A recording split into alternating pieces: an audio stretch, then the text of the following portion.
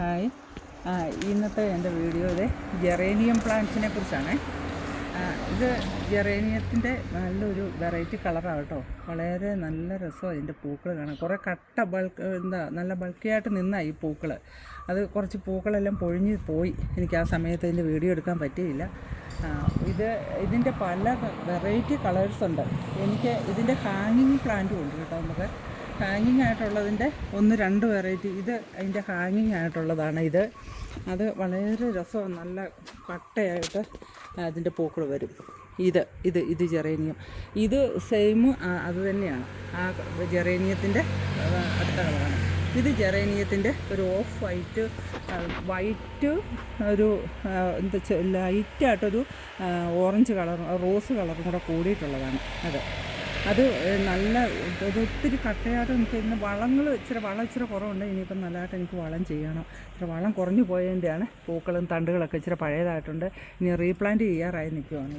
ഇത് ജെറേനിയത്തിൻ്റെ ഹാങ്ങിങ് പ്ലാന്റാണ്. ജെറേനിയം നിറയെ പൂക്കളായിട്ട് നിന്നിരുന്നതാണ്.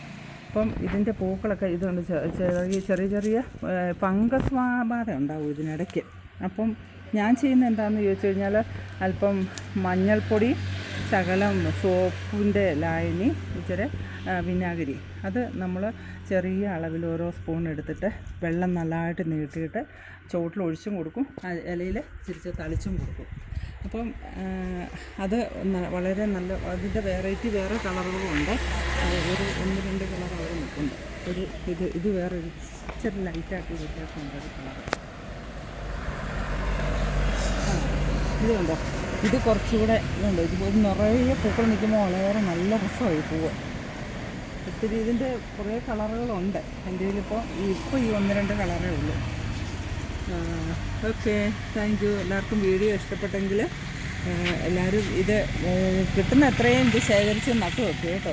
നല്ല ചെടിയാണ്, നല്ല കളർ. ഇതിൻ്റെ ഒത്തിരി വെറൈറ്റി ആയിട്ടുള്ള കളറുകൾ നമുക്ക് ശേഖരിക്കണം. എന്നിട്ട് എല്ലാം ഇങ്ങനെ ഒന്നിച്ച് വയ്ക്കുമ്പോൾ നല്ല പൂക്കളായിട്ട് വളരും.